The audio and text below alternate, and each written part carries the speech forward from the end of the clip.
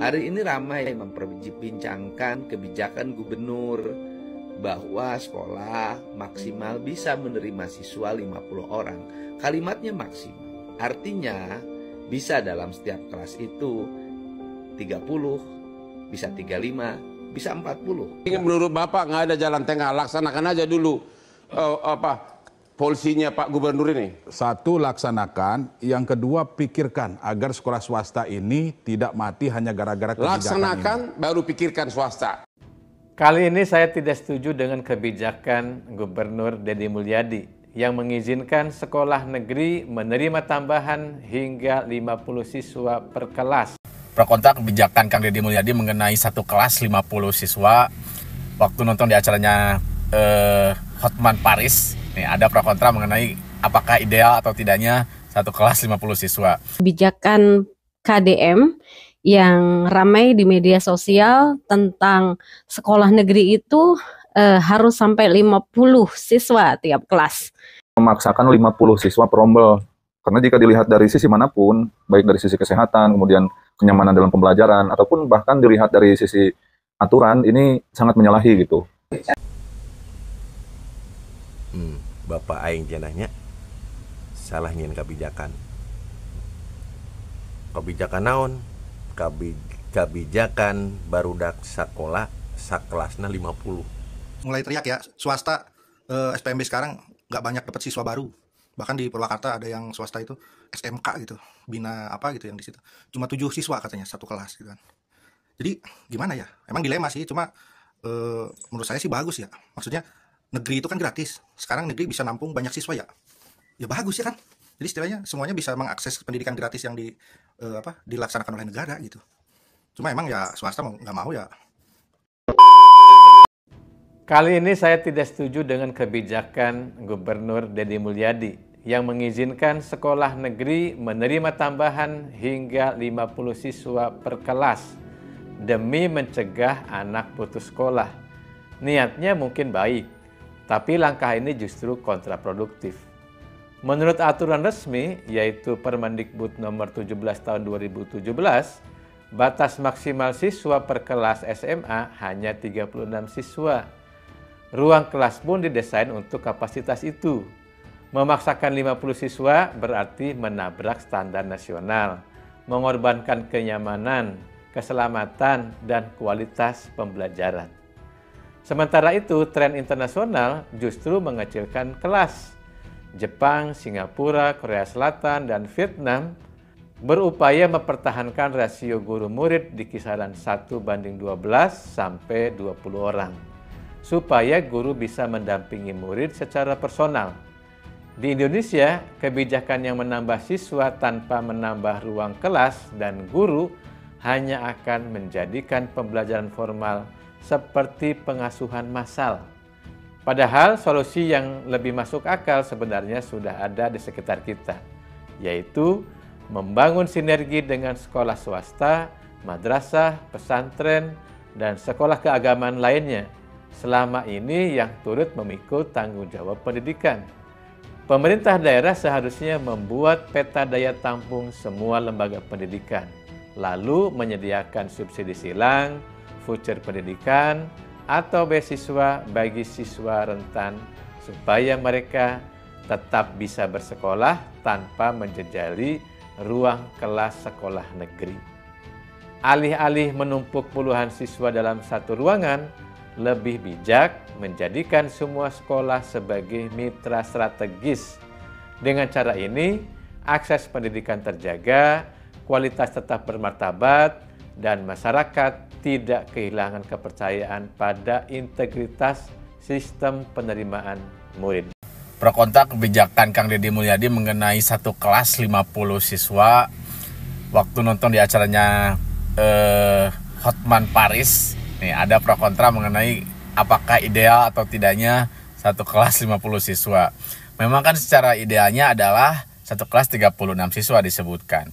Namun masih ada yang kontra karena memang menyebutkan bahwa memang kalau 50 orang ya tidak ideal, ya memang tidak ideal karena memang kan udah disebutkan 36 itu yang idealnya. Namun 50 itu adalah pada saat darurat, daripada istilahnya banyak siswa yang putus sekolah Makanya ada kondisi darurat, ya udah dimaksimalkan 50 orang aja per kelasnya. Nanti kedepannya akan dibangun ruang kelas baru sehingga menjadi ideal. Karena memang secara data BPS pun untuk putus sekolah itu di November 2024 mencapai 658.000 loh yang putus sekolah dengan berbagai alasan. Nah itu makanya Kang Deddy Mulyadi melakukan kebijakan tersebut adalah untuk mengurangi yang putus sekolah. Karena kan daripada istilahnya putus sekolah lebih baik kelas memang agak penuh. Nah pun kan kedepannya bisa ditanggulangi sehingga kelasnya menjadi ideal gitu loh. Untuk yang kontra nih, jangan hanya cuman omon-omon belaka, coba pikirkan solusi tuh kayak Kang Deddy Mulyadi nih. Kalau misalkan solusi Kang Deddy Mulyadi kurang baik, coba kasih solusi lain. Tapi bukan hanya omon-omon semata kan, gitu. Terkait ini Gubernur Jawa Barat yang kebijakannya satu kelas 50 siswa, itu gimana Pak? Begini, itu dimungkinkan karena ada Permendikbudristeknya, Permendikbudristek nomor 47 tahun 2023. Itu belum dicabut sampai hari ini, sehingga Pak Deddy menggunakan itu. Ada lagi juklak-juknisnya menggunakan SK, Beskap, Badan Standar Kurikulum Asesmen Pendidikan. Di situ jelas, untuk daerah tertentu dengan kondisi calon siswa yang berlebih, kemudian satuan pendidikannya sedikit, boleh kelasnya maksimal 50 orang. Tapi efektif nggak sih Pak 50 siswa gitu Pak? Itu ya, kan kita banyak sudah ingatkan Kemendikbudristek untuk komunikasi dengan Pemprov Jabar agar kalau memang dipaksakan 50 orang dalam satu kelas, ya tentu ruang kelasnya tidak seperti yang ada hari ini yang bisa menampung 36 siswa. Ruang kelasnya dipersiapkan, sarana dan prasarana juga disiapkan, dan harus ada evaluasi terus. Guru juga mungkin kewalahan Pak? Iya. Kita minta untuk bukan evaluasi. cuma tentang ruangan kelas doang kan ini Pak? Kita minta untuk itu segera dievaluasi juga. Untuk komunikasi dengan Distrik Jabar Pak?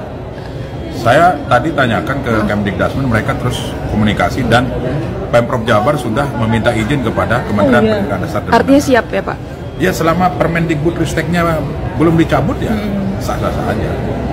Nomor berapa tadi Pak? Nomor 47 tahun 2023 sama SK Beskap, Badan Standar Kurikulum Asesmen Pendidikan. Itu nomor 71 tahun 2024. Itu rigid itu. Berarti boleh ya sebenarnya? Boleh, maksimal 50. Oke. Dengan catatan kelasnya harus besar. Gurunya tetap satu?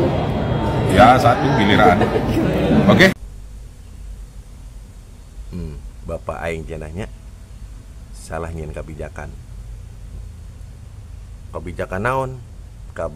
Kebijakan barudak sakola sakelasna 50. Supaya naon? Supaya arah asup kabeh. Jadi eueuh deui budak anu putus sakola. Kitu tah siga video ieu anu di Bantar Gebang Kota Bekasi.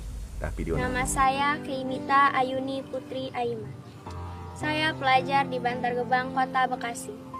Baru saja saya lulus sekolah dasar.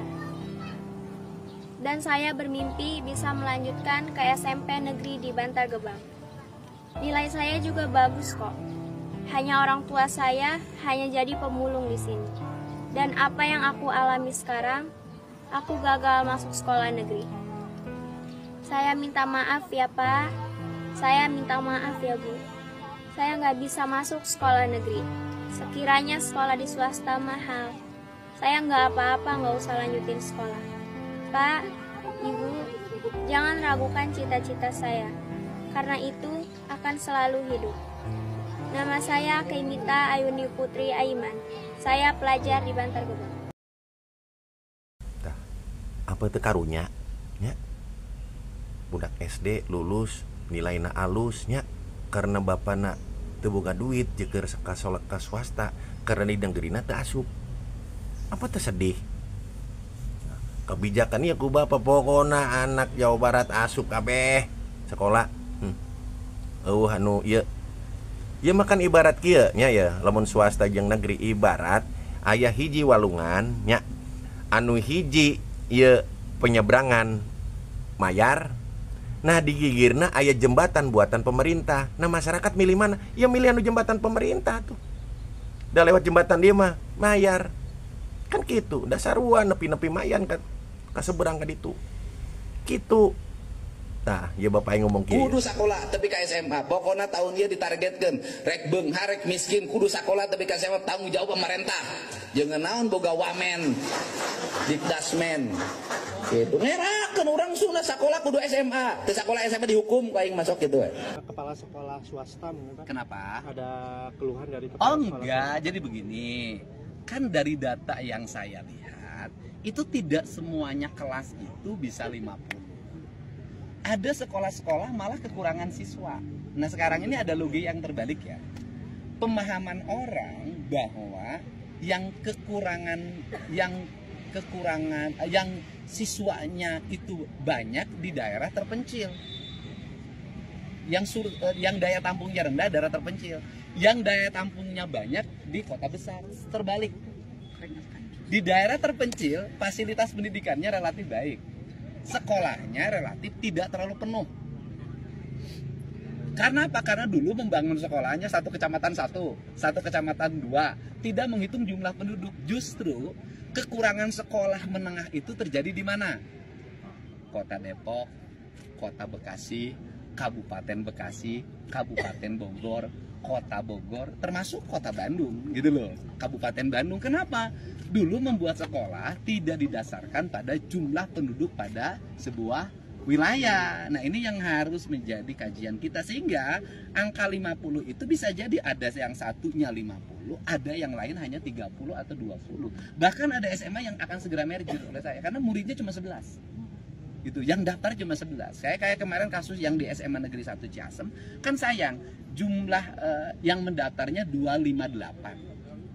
Yang diterimanya 250, kan sayang yang 8. Ya sudah, daripada yang 8 kemudian tidak diterima, ya sudah diterima saja gitu. Nah kemudian nanti di perubahan anggaran ini saya sudah menghitung berapa kebutuhan kursi, berapa kebutuhan jumlah bangunan. Jadi yang nanti muridnya 50 itu nanti ditambah bangunannya, sehingga nanti ada 35, ada 30, ada 25. Itu rasionya seperti itu. Terus kemudian sekarang apakah sekolah swasta tidak akan kebagian murid?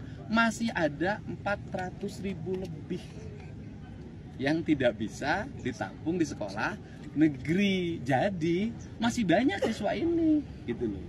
Masih banyak siswanya. Apalagi sekolah swasta favorit sudah full, mereka sudah tidak buka pendaftaran lagi. Mulai teriak ya, swasta SPMB sekarang nggak banyak dapat siswa baru. Bahkan di Purwakarta ada yang swasta itu SMK gitu, bina apa gitu yang di situ. Cuma 7 siswa katanya satu kelas gitu kan. Jadi gimana ya? Emang dilema sih, cuma menurut saya sih bagus ya. Maksudnya negeri itu kan gratis. Sekarang negeri bisa nampung banyak siswa ya. Ya bagus ya kan? Jadi istilahnya semuanya bisa mengakses pendidikan gratis yang dilaksanakan oleh negara gitu. Cuma emang ya swasta mau nggak mau ya harus beradaptasi gitu. Kalau mau pengen itu ya kurang-kurangin biaya-biaya yang nggak penting gitu kan. Kalau memang mau menarik siswa-siswa baru gitu. Terus ada tuh guru-guru yang bilang 50 siswa bakalan chaos gitu kan, nggak terarah. Oke, sekarang gini. Sekarang 30 sampai 35. Berapa sih yang istilahnya siswanya benar-benar aktif? Berapa sih siswanya yang benar-benar berprestasi? Coba deh jujur aja gitu. Di zaman saya ya dulu ya, satu kelas itu 48, bahkan STM itu saya 48 itu 2 tahun tuh pernah. Itu satu kelas ada ketua Paskibra di situ, ketua Dewan Ambalan di situ, terus ketua PKS di situ, wakil ketua OSIS di situ, ya kan? Yang pinter-pinter banyak gitu.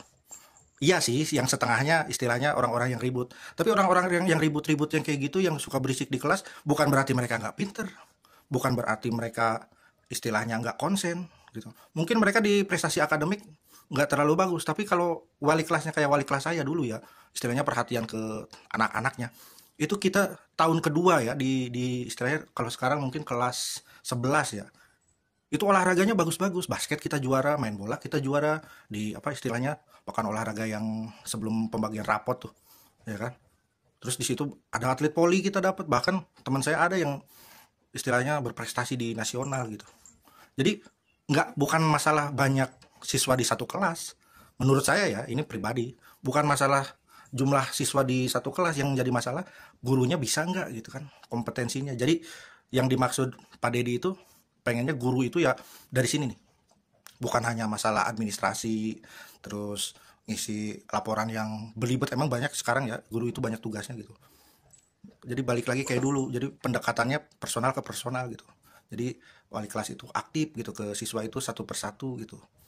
Kalau istilahnya, oh iya dia bagusnya di sini, dia bagusnya di akademik, ya didukung, disupport gitu. Bahkan kita itu suka ikut turnamen olahraga di luar kegiatan sekolah loh. Walaupun wali kelas saya itu bukan guru olahraga gitu. Ada kompetisi poli antar mana gitu di desa apa, siapa yang mau ikut antar hari Minggu misalkan. Yuk kita ke sana gitu. Atau bola gitu kan.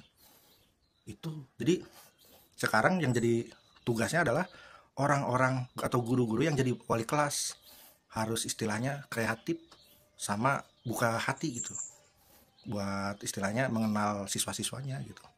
Bukan berarti lebih banyak, lebih jelek dibanding lebih sedikit. Oke lah, bisa konsentrasi, tapi berapa sih yang berprestasi gitu kan. Kita jujur-jujuran aja. Bahkan sekarang itu yang katanya sekelas 30-35, tapi buktinya kan anak SMA suruh ngitung aja susah. Bahkan pengetahuan umum aja yang istilahnya ada di berita nggak bisa juga tuh, bahkan warna bendera aja di mereka nggak bisa nebak ini bendera apa. DPR minta Deddy Mulyadi evaluasi kebijakan satu kelas diisi 50 siswa. Wakil Ketua Komisi 10 DPR lalu Hardian Irvani meminta Gubernur Jawa Barat Deddy Mulyadi untuk mengevaluasi kebijakan penempatan 50 siswa dalam satu kelas. Lalu Hardian mengatakan bahwa DPR telah menghimbau pemerintah Provinsi Jawa Barat melalui Kementerian Pendidikan Dasar dan Menengah. Kalau memang dipaksakan 50 orang dalam satu kelas, ya tentu ruang kelas tidak seperti yang ada hari ini, yaitu untuk 36 orang, ujar lalu saat ditemui di Kompleks Parlemen Jakarta pada Kamis 10 Juli 2025. Politikus Partai Kebangkitan Bangsa itu berujar untuk bisa menampung hingga 50 siswa, ruang kelas perlu diperluas. Hal itu juga harus diimbangi dengan pengadaan sarana dan prasarana yang memadai untuk menunjang pembelajaran. Menurut lalu, efektivitas pembelajaran itu harus diawasi serta dinilai secara berkala. Dan harus ada evaluasi terus. Kami minta untuk segera evaluasi, katanya saat ditanya potensi guru menjadi kewalahan saat mengajar hingga 50 orang.